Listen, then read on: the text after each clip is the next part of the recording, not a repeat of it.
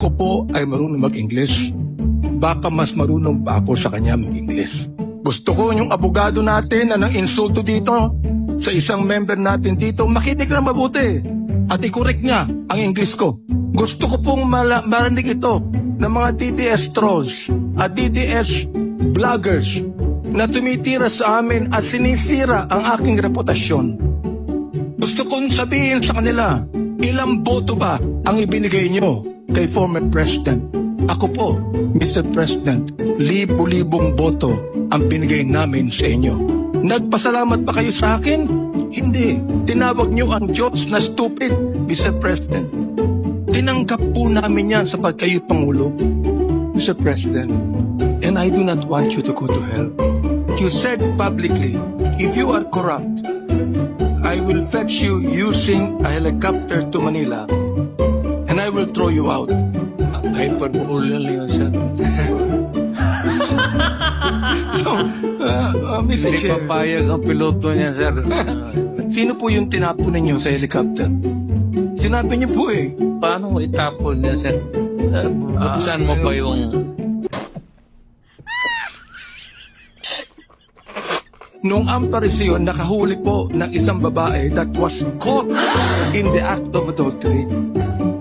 They're about to stone them. Stone her. Papatuhin na po. O, nilapit po nila kay Kristo. At sinabi po nila sa ating Panginoong Jesucristo,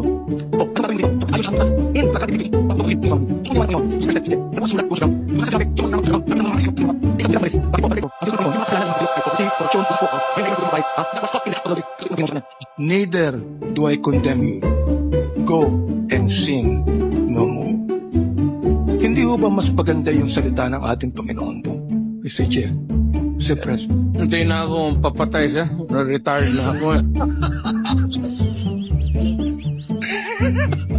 Dapat talaga mag-retire na ho tayo. Retire na ako, sir. Ayaw ko na. Sir,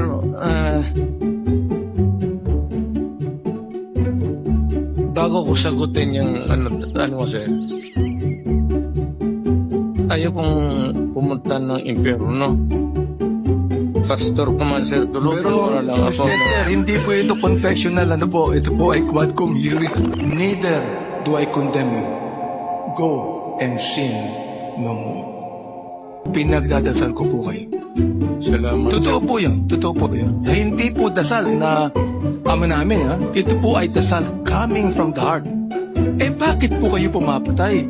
Mas mabuti pala na makulong tong mga hayop ay. Sorry po.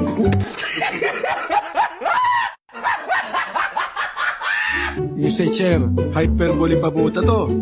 Sinabi po nyo, nung kayo ay mayor ng Davao, that you would patrol the streets in your big bike looking for trouble.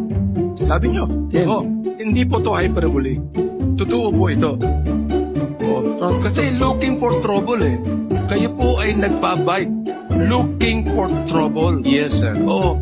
Mukhang mali po yata yung ganong salitang looking for trouble, di ba? Siguro mas maganda kung looking for criminals. Tama ko ba? Yun, looking for criminals. Yun ang mas maganda salita. Para Diba? magamit ko yung baril ko, sir.